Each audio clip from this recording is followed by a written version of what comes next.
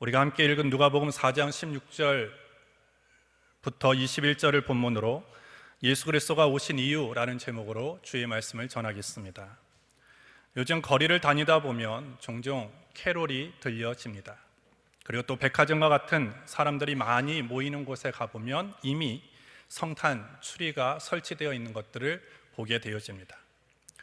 그런 캐롤을 듣고 그 성탄 추리를 보면서 벌써 성탄절이 지금 다가오고 있구나라는 것을 생각하게 됩니다. 그런데 성탄절보다 먼저 찾아오는 것이 있습니다. 그것이 바로 대강절입니다. 대림절이라고도 하는데, 대강절은 성탄절을 4주간 앞두고 시작해서 성탄절까지 계속되어지는 교회력의 절기 중에 하나의 절기입니다. 올해는 다음 주일부터 시작되어지는데 12월 1일 첫 주일이자 성탄주인 12월 1일부터 대강절이 시작되어집니다. 대강절은 도착하다, 오다 이런 의미를 가지고 있으면서 그리스도의 오심을 기다리는 절기, 또 예수님의 오심을 기다리는 시간이라는 의미를 가지고 있는 절기가 대강절입니다. 그렇다면 여기서 오신다라고 할 때 그 오심이 무엇을 뜻하느냐에 따라서 조금 우리가 대강절을 준비하고 또 기다리는 그런 의미가 달라질 수밖에 없는데, 그 논란은 첫 번째로 그리스도의 성탄, 즉 첫 번째 오심, 즉 성육신을 기다리는 절기냐, 아니면 더 나아가서 역사의 마지막에 오실 재림을 기다리는 그런 마음으로 지키는 절기냐라는 것에 좀 달려 있는데, 얼마 전까지는 첫 번째 의미인 2000여 년에 오신 그 아기 예수, 즉 성육신하신 임마누엘의 역사적인 사건을 기념하면서 축하하는 날로만 생각했던 이 대강절이지만, 오늘 이 시대에 와서는 조금 더 넓은 그런 의미로 해석되어져서 이제는 성육신하신 그 아기 예수만 환영하고 축하하는 그런 절기가 아니라 이제는 다시 오실 그 재림주를 기다리는 그런 절기이기도 하다라는 의미로 확대되어 있습니다. 즉 그리스도의 성탄으로 하나님의 구원 사역이 시작된 것과 앞으로 세상의 종말에 심판주로 재림하심을 기다리는 절기가 대림절 그리고 대강절인 것입니다. 따라서 우리는 예수의 오심을 그냥 환영하고 축하하는 의미로만 대강절을 맞이하는 것이 아니라 앞으로 심판주로 오실 그 주님을 기다리는 그런 신앙을 담아낼 수 있는 그런 기간, 그리고 그런 절기가 되어져야 되는 것입니다. 아마 다음 주일날 여러분들이 이 성전에 오시면 제 생각에는 아마 이 옆에 초가 준비되어 있을 거라고 생각이 들어집니다. 총 5개의 초가 이제 준비가 될 텐데, 진한 보라색부터 하얀 초에 이르기까지 5개의 초가 준비될 것입니다. 가장 진한 보라색, 그것은 기다림과 소망이라는 의미를 가지고 있습니다. 그 다음에 조금 보라색에서 약간 옅어지는 그 초는 회개라는 의미를 가지고 있고요. 그리고 그 색깔보다 조금 더 흐려진 초는 사랑과 나눔이라는 의미를 가지고 있습니다. 그리고 그거에서 좀 더 흐려진 초는 화해라는 의미를 가지고 있고, 가운데 아예 하얀 초는 성탄절을 의미하는 것입니다. 그 초가 하나하나 밝혀가면서 우리가 대림절, 즉 대강절의 한 주간 한 주간을 어떠한 마음의 자세로, 그리고 어떠한 자세로 살아가야 될지에 대해서 알려주는 것입니다. 그래서 오늘 이 대강절은 우리에게는 늘 다시 오실 예수님에 대한 기다림과 소망이 있어야 되고요, 그리고 회개하는 시간이 되어야 되고요, 그리고 사랑과 나눔을 실천할 수 있는 기간이 되어야 되고, 그리고 모두와 화목하고 화해할 수 있는 그런 시간들로 우리가 만들어 가야 되는 것입니다. 그렇게 4주를 보내면서 성탄을 맞이하는 것, 그것이 진정한 성탄을 맞이하는 자세라고 얘기할 수 있는 것입니다. 오늘 대강절은 우리가 누군가를 약속을 하고 누군가를 기다리듯 약속된 메시아의 강림을 기다리면서 은혜 가운데, 그 은혜가 우리 가운데 임하기를 사모하는 절기가 대강절이라고 얘기할 수 있습니다. 그래서 누군가는 이 대강절은 겨울의 사순절이다라고 얘기합니다. 보통 사순절은 봄에 있죠. 그러면서 그 봄에 우리가 예수 그리스도의 그 죽으심, 고난 그런 것들을 생각하면서 자기를 성찰하고 자기를 반성하고 회개하는 그런 경건한 기간을 보내는 것처럼 오늘 이 겨울의 사순절이라고 얘기하는 이 대강절도 그러한 자세로 보내야 한다는 것입니다. 우리는 2019년 대강절 기간을 통하여 2000년 전 아기 예수 탄생을 회상하고 또 우리 마음과 그리고 삶의 현장 그리고 역사 속에 참여하시는 예수 그리스도를 영접하고 그리고 장차 오실 영광의 주를 기다리는 그런 모습으로 대강절을 보내야 되는 것입니다. 그래서 다음 주부터 시작되어지는 이 대강절을 한 주 앞두고 그렇다면 오늘 왜 예수 그리스도가 이 땅 가운데 오셨는가? 왜 예수님이 우리에게 오셨는지 그것을 잠시 살펴보는 시간을 갖도록 하겠습니다. 첫 번째로 죄에 포로된 우리에게 자유함을 주시기 위하여 예수 그리스도는 오셨다라는 것입니다. 오늘 본문 17절부터 19절을 보시면 선지자 이사야의 글을 들이거늘 책을 펴서 이렇게 기록한 데를 찾으시니 곧 주의 성령이 내게 임하셨으니 이는 가난한 자에게 복음을 전하게 하시려고 내게 기름을 부으시고 나를 보내사 포로된 자에게 자유를 눈먼 자에게 다시 보게 함을 전파하며 눌린 자를 자유케 하고 주의 은혜를 전파하게 하려 하심이라 하였더라. 오늘 예수님께서 오늘 많은 사람 앞에서 책을 펴서 성경을 낭독하셨는데 그 낭독한 구절이 어디냐 하면 구약 이사야 61장입니다. 61장 1절부터 2절의 말씀을 그대로 읽어주고 있는 것입니다. 그 이사야 61장의 내용은 뭐냐 하면 오늘 많은 사람들이 포로된 자에서 돌아와서 낙심하고 절망하고 피폐해진 그런 영적인 상태를 치유하고 회복하는 그런 메시아가 올 것이다 라는 것을 예언했던 구절입니다.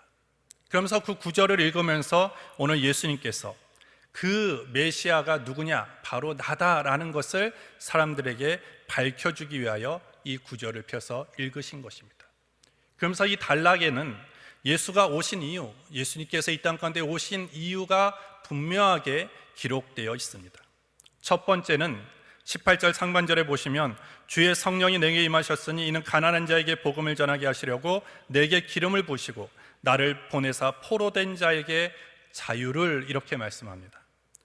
예수 그리스도께서 이 땅 가운데 왜 오셨느냐? 포로된 자에게 자유를 주시기 위하여 오셨다라는 것입니다. 포로는 전쟁 용어입니다.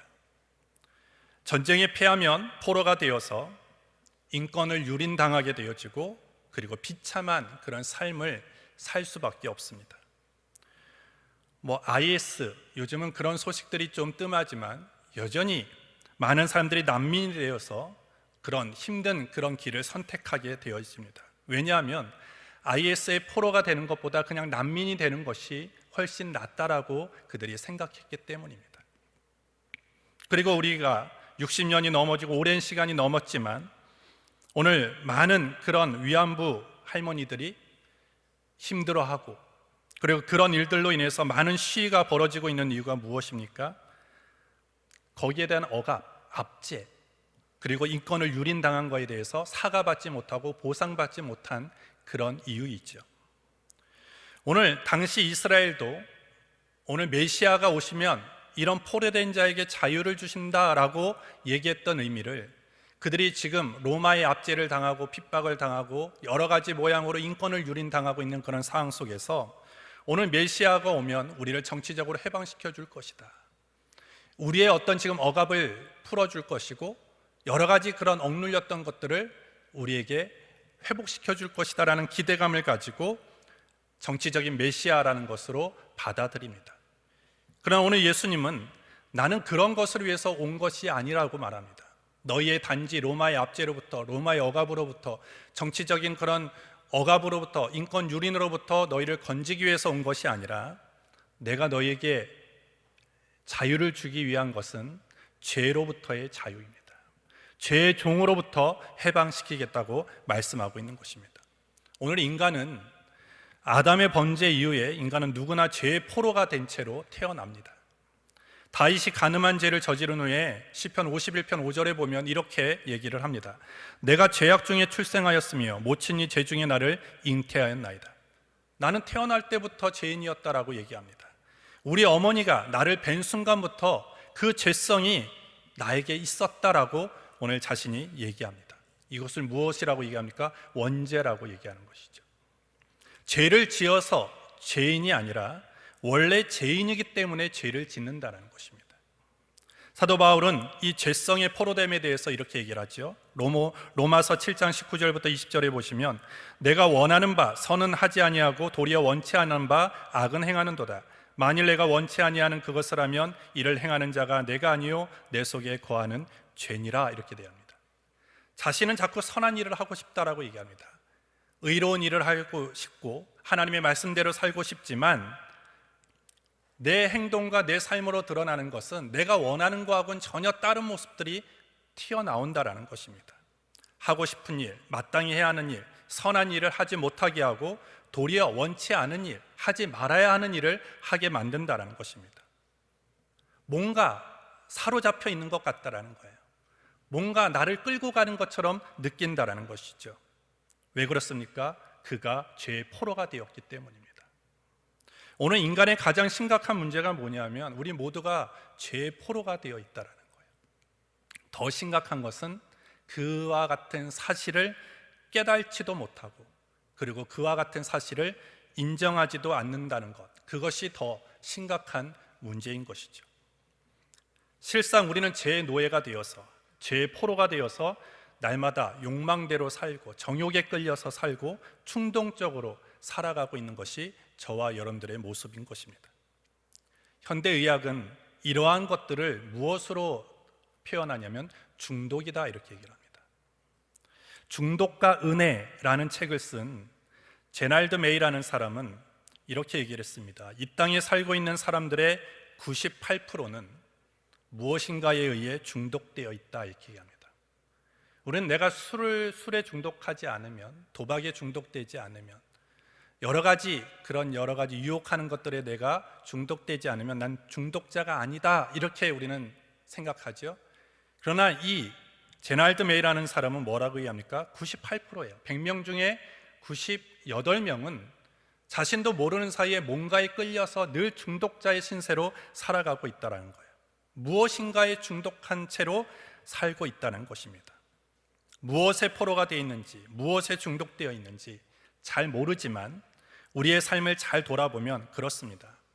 뭔가를 우리가 하자고 합니다. 예를 들면 예배와 모임 등 은혜의 자리에 우리가 함께 나와서 하나님을 예배하고 하나님께 기도하고 하나님을 찬송하자고 하지만 그러면서 광고도 하고 연락도 하고 문자도 보내지만 안 나옵니다. 그죠? 왜 안 나옵니까? 내가 바빠서? 여러 가지 이유를 대지요. 핑계를 댑니다. 하지만 그것을 거슬러 올라가 보면 그 원인은 하나예요. 내가 무언가의 포로가 되어 있기 때문입니다. 그래서 오늘 예수님이 우리에게 오신 것이죠. 예수님께서 하시는 일이 무엇입니까? 죄와 사망, 그리고 옛사람의 어떤 습관의 포로가 되어 있고 그리고 종이 되어 있는 저와 여러분들을 자유하게 하기 위함이다라는 거예요. 우리는 어저께 침례를 했습니다. 물에 완전히 잠김으로 옛사람이 죽고 물에서 나옴으로 완전히 새 사람을 입은 그런 고백, 그런 믿음의 선포를 하는 그런 침례를 거행했습니다. 그 침례와 그리고 그 신앙의 고백이 무엇을 얘기합니까? 나는 이제 주 안에서 새 사람이 되었으니까 옛사람을 다 끊어버리겠다. 옛 습관들을 다 내려놓겠다라는 것입니다. 근데 보십시오. 살아가다 보면 그렇지 않습니다. 내 옛 습관들이 툭툭 튀어나오고 옛 모습들이 나도 모르는 사이에 막 드러나고 있는 것이죠. 그래서 여전히 우리는 그 옛 습관 속에서 살아가고 있는데 그것에 포로가 되어 살고 있는데 오늘 예수님이 오신 그 목적 중에 하나는 뭐냐면 그와 같은 옛 습관의 포로가 되어 있고 그리고 종이 되어 있고 또 여러 가지 죄와 사망에 끌려가는 자유하지 못하는 늘 질질 끌려가는 우리를 자유케 하기 위하여 오늘 예수님이 이 땅 가운데 오셨다라는 것입니다. 그래서 요한복음 8장 32절에 보시면 진리를 알지니 진리가 너희를 자유케 하리라 라고 말씀을 합니다. 예수님을 믿는 순간 그 우리를 위해서 오신, 그 우리를 자유케 하기 위하여 오신 예수님을 내가 나의 주인으로 모셔드리고 믿는 순간부터 나는 이제 신분상으로도 노예가 아니라 종이 아니라 아들이 되어지는 거예요. 하나님의 아들이 되어집니다. 하나님의 자녀가 되어집니다. 그리고 늘 예수님을 붙잡고 예수님과 함께하는 그 삶은 결국 그분이 우리에게 주시는 자유함으로 우리는 살아갈 수 있게 되어지는 것입니다. 우리가 그런 죄성에 매이면 우리를 늘 괴롭히는 게 무엇이냐면 정죄감입니다. 저도 목회를 하는 데 있어서 저를 가장 힘들게 하는 게 뭐냐면 다른 사람의 어떤 얘기들이 아니에요. 아, 너는 목회를 그것밖에 못하니? 설교를 그것밖에 못하니? 제가 몇 번 얘기를 했지만 지난주는 제 아들이 저한테 찾아왔습니다. 지난주에 제 아들이 아마 담임 목사님 설교를 들었던 것 같아요. 지난주에 되게 짧게 끝냈죠, 담임 목사님 설교가. 와가지고 막 달려오더니 저한테 그렇습니다. 그런 얘기를 하는 거예요. 아빠도 담임 목사님처럼 설교 좀 못해요? 이러는 거예요.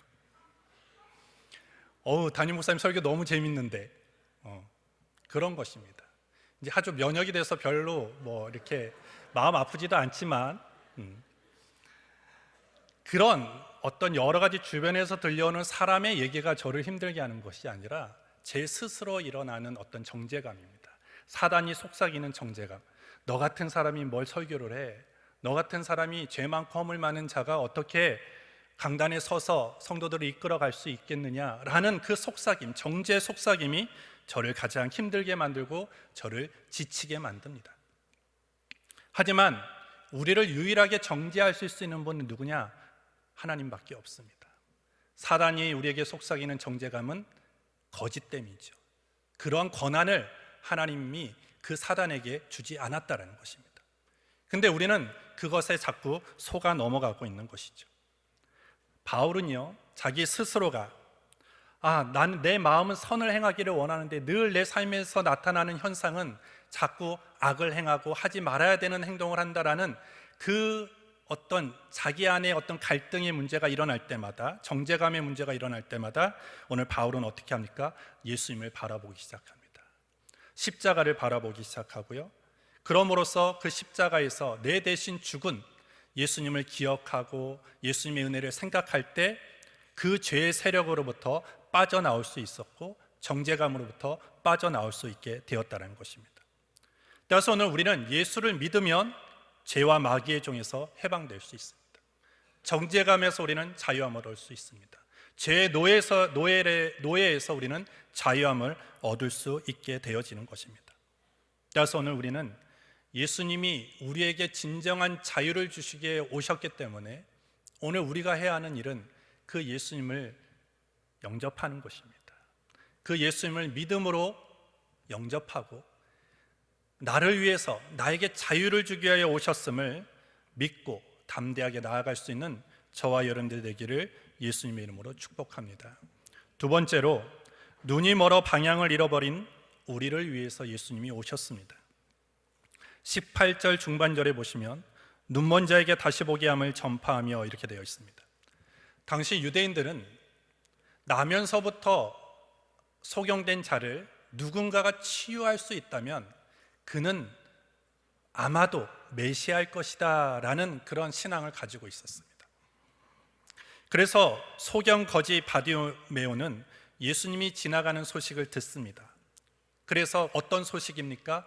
예수님이 어느 동네에서는 12년 동안 혈류증을 앓고 있는 여인을 고치셨더라, 안진뱅이를 고치셨더라, 이런 소문을 막 들은 다음에 오늘 예수님이 자기 앞을 지나간다는 소식을 들은 다음에 예수님을 향하여 외칩니다. 뭐라고 외칩니까? 다윗의 자손 예수여 나를 불쌍히 여기소서. 이 말은 예수님을 메시아로 지금 믿고 있다라는 것입니다. 결국 오늘 바디메오는 예수님이 그 육신에 감겨져 있는 눈을 뜨게 해주셨습니다. 하지만 더 나아가서 예수님은 이 육신의 눈만 뜨게 해주시는 분이 아니라 여전히 우리가 감겨져 있는 그 영적인 눈을 뜨게 해주시는 분이 예수님이고, 그 우리의 육적인 눈이든 그런 영적인 눈이들 뜨게 하기 위하여 오신 분이 예수님이라는 것입니다. 오늘 예수님은 누구십니까? 오늘 제목처럼 예수는 그리스도이십니다. 그리스도라는 것은 우리를 구원한다, 우리의 주인이다 라는 의미를 가지고 있죠. 우리가 입술로는 주님이 그리스도이고 나의 구원자이십니다 라고 고백하지만 정작 우리의 삶에서 보면 예수님을 내 인생의 주인으로 구원자로 정말 믿고 그렇게 살아가는 사람은 많지 않은 것 같습니다. 어떤 사람이 더 많습니까? 돈을 구원자로 생각하는 사람이 많습니다. 명예를 구원자로 생각하는 사람이 많습니다. 세상의 권력과 권세를 구원자라고 생각하는 사람들이 훨씬 많은 것 같습니다. 하지만 진정한 세상을 바르게 걸어가고 진짜 가치 있는 것이 뭔가, 진짜 의미 있는 것이 무엇인가를 볼 수 있는 사람은 누구냐? 어떤 돈을, 권세를, 명예를 구원자로 삼고 살아가는 자가 아니라 예수 그리스도를 믿고 예수 그리스도를 영접한 자만이 진정한 구원자가 누구인가를 알고 그리고 그분을 의지하며 살아갈 수 있게 되어지는 것입니다. 오늘 많은 성도들 그리고 저를 포함해서 많은 청년들이 육신의 눈은 뜨고 살아가고 있지만 진짜 떠져야 할 그 영적인 눈이 감겨져 있는 채 살아가고 있는 자들이 너무나 많이 있습니다. 우리가 지금 회복해야 될 것은 영적인 시력이 회복되어져야 됩니다. 회복한 눈을 가지고 진짜 바라봐야 될 것을 보고 보아야 할 것을 보면서 걸어갈 때 우리는 이 땅에서 길을 잃지 않게 되어지는 것입니다. 오늘 죄라는 것이 앞서 말씀드렸듯이 우리에게 자유를 빼앗아가는 것뿐만 아니라 우리의 눈을 멀게 하는 것입니다.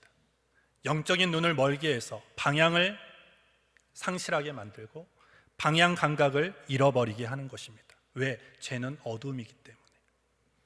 그래서 그 어둠의 길을 걸어가는 우리에게 무엇이 필요하느냐? 빛이 필요합니다. 진정한 빛은 오늘 예수님이라고 말씀해 주고 있는 것입니다. 오늘 요사이 무신론자들을 가리켜서 똑똑한 사람이다 라는 별명이 있습니다. 하나님을 믿는 사람, 주일날 교회에 와서 여기에 앉아있는 사람은 바보 같은 사람이다 라고들 사람들이 얘기를 합니다. 세상은 지금 저와 여러분들을 바보 같다라고 얘기를 합니다.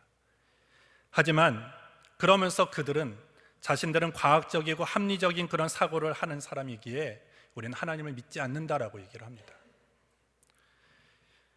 그러면서 그들이 얘기하는 게 뭡니까? 하나님은 없다라는 거예요. 그러나 성경은 뭐라고 얘기합니까? 시편 14편 1절에 보시면 그 마음에 하나님이 없다고 말하는 사람은 어리석은 사람이다. 세상은 여기에 앉아있고 하나님을 믿으며 살아가는 사람을 바보 같은 사람이라고 얘기하지만 성경은 오늘 그 마음에 하나님이 없어 라고 생각하며 살아가는 사람을 어리석다라고 얘기를 합니다. 왜? 오늘 그들은 하나님을 볼 수 있는 영안의 눈이 감겨져 있기 때문에, 그리고 그 하나님을 바라볼 수 있는 눈이 감겨져 있는 순간부터 그들은 방향을 잃어버릴 수밖에 없습니다. 무엇이 중요하고 무엇이 가치 있는 것을 놓치면서 그냥 세상이 추구하는, 세상이 그냥 걸어가는 대로 아무런 생각 없이 휩쓸려 갈 수밖에 없는 것입니다. 그래서 도덕적인 감각을 잃고 그리고 제멋대로 방탕에 빠져서 온갖 정욕과 그리고 욕심을 따라 때로는 더러운 짓을 하고 음란한 짓을 하면서 살아가고 있는 것입니다. 따라서 오늘 우리는 예수 그리스도를 온전하게 믿고 예수 그리스도를 영접하는 순간부터 우리 안에 영적인 눈이 회복되어지는 거예요. 영적인 시각이 회복되어집니다. 보십시오. 예수님을 진짜 만난 사람은 인생을 살아가는 방식이 다릅니다. 세상을 바라보는 눈이 달라집니다. 세상을 걸어가는 그런 자세들이 다를 수밖에 없는 것입니다. 저는 오늘 우리 모든 청년들이 예수님을 정말 잘 영접하고 예수님을 잘 믿음으로 그런 영적인 시력이 회복되어져서 이 땅에 주어진 시간 동안 우리가 무엇을 바라보고 무엇을 붙잡고 살아가야 될지에 대해서 분명하게 깨닫고 그렇게 한 걸음 한 걸음 걸어갈 수 있는 우리 모든 청년들과 성도들이 되기를 주님의 이름으로 축복합니다. 마지막 세 번째로, 예수님은 마귀의 눌림에서 우리를 자유케 하기 위하여 오셨습니다. 18절 하반절에 보시면 눌린 자를 자유케 하고 라고 되어 있습니다. 눌린 자라고 하는 것은 당연히 강한 힘에 의해서 억압당하는 자, 이것을 눌린 자라고 얘기를 합니다. 어느 시대를 막론하고 눌림을 당하는 자들이 있습니다. 이 세상에는 다른 사람을 지배하고 사는 사람보다 지배를 당하는 사람이 많죠. 왜냐하면 이 사회는 피라미드 형식을 갖고 있기 때문에 어떤 조직도 다 피라미드 형식을 가지고 있습니다. 유일하게 피라미드의 형식을 안 갖고 있는 조직이 있어요. 그 조직이 어디냐? 교회라는 거죠. 교회 안은 늘 주 안에서 형제요, 자매요, 주 안에서 가족이라고 얘기했기 때문에 거기에는 뭔가 눌린 자가 없어야 되는 것이 교회의 모습인 것입니다. 근데 오늘 예수님께서 뭐라고 얘기합니까? 눌린 자를 자유케 하신다라고 말씀했는데, 이것은 어떤 세상에서 눌림을 당하고 억압을 당하는 자를 자유케 하겠다고 말씀하시는 것이 아니라 결국 우리를 짓누르는 것이 누구냐, 그 정체가 누구냐라고 할 때 사도행전 10장 38절에 보시면 하나님이 나사렛 예수에게 성령과 능력을 기름 붓듯 하셨음에 그가 두루 다니시며 선한 일을 행하시고 마귀에게 눌린 모든 사람을 고치셨으니 이는 하나님이 함께 하셨음이라 라고 얘기를 합니다. 우리를 짓누르는 사람, 우리를 억압하는 사람, 우리를 누르는 존재가 누구냐? 사단, 마귀라고 오늘 가르쳐 주는 것입니다. 결국 마귀가 우리를 누르면 우리에게 일어나는 현상이 있습니다. 두려움이 있죠. 두려움이 엄습해 옵니다. 우울해집니다. 불안해집니다. 온갖 염려가 그리고 근심이 우리 안에 가득하게 되어집니다. 근데 우리는 걱정할 이유가 없어요. 왜? 그 마귀로부터 눌려서 두려움 가운데 있고 염려 가운데 있고 근심 가운데 있고 불안한 가운데 있는 우리를 위하여, 우리를 자유케 하기 위하여 예수님이 오셨다라고 오늘 말씀해 주고 있는 것입니다. 오늘 그것을 내버려 두면 계속 그런 것들이 우리를 짓눌릅니다. 올라타고 또 올라타고 또 올라탑니다. 그러면서 마귀는 자기 원하는 대로 그 자기가 누르고 있는 사람을 변화시키죠. 부정한 것들을 계속 심어줍니다. 부정한 삶을 살아가게 만듭니다. 오히려 믿음으로 소망으로 사랑으로 살지 못하게 합니다. 의와 평강과 희락의 삶을 누리지 못하게 합니다. 우리를 계속 파멸하고 멸망시키는 길로 몰아가지요. 하지만 오늘 예수님이 우리 가운데 오신 이유는 무엇입니까?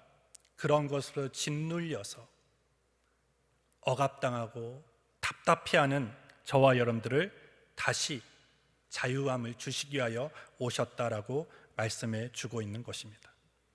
따라서 오늘 우리에게는 정말로 내 안에 심적인 눌림이 가득하다면 우리는 다시 예수님 앞으로 나와야 되는 거예요. 예수님을 영접해야 됩니다. 예수님이 내 삶의 주인이 될 수 있도록 완전히 초청하고 환영하고 모셔드리는 그런 믿음의 결단과 그런 믿음의 어떤 모습들이 우리 안에 있을 때 우리 안의 우울함과 그리고 염려와 근심과 두려움과 그런 것들은 떠나가고 하나님이 주시는 그런 평강과 그리고 희락 그리고 화평의 모습이 회복되어질 수 있게 되어지는 것입니다. 그러면서 결론적으로 오늘 본문에 보시면 19절에 보시면 주의 은혜의 해를 전파하게 하려 하심이라 이렇게 합니다. 예수님이 오신 목적을 한마디로 얘기하자 그러면 은혜의 해를 주기 위함이다. 은혜가 무엇입니까? 신년을 얘기하는 것이죠. 신년은 모든 것들이 원산 회복되어지는 것입니다. 종이 원래 자리로 돌아오는 것입니다. 빚이 다 청산되어지는 것입니다. 오늘 예수님이 오신 목적은 우리 안에 어떤 죄로 인해서 그리고 여러 가지 갖가지 환경과 문제로 인해서 내가 억압당하고 짓누르고 포로되어 있는 우리의 상태를 하나님이 원래 창조하신 아름다운 그런 자리로 그런 모습으로 회복하기 위하여 신년의 은혜를 주시기 위하여 우리에게 오셨다라고 분명히 말씀하는 것입니다. 그리고 그렇게 그런 목적으로 오셨고 예수님이 십자가에 달리심으로 뭐라고 말씀하십니까? 내가 다 이루었노라 이렇게 말씀하는 거예요. 오늘 그 다 이루신 예수님을 우리가 온전히 맞아들이고 영접하는 순간부터 오늘 예수님이 우리에게 가져다 주는 이 자유함 그리고 이 치유 그리고 이런 회복의 역사가 이런 사건들이 우리 안에 일어나게 되어지는 것입니다. 오늘 그런 일들을 하시기 위하여 그런 은혜를 주시기 위하여 2000년 전에 하나님은 우리를 위해서 예수님을 이 땅 가운데 보내주셨습니다. 그리고 곧 그분이 다시 오실 것입니다.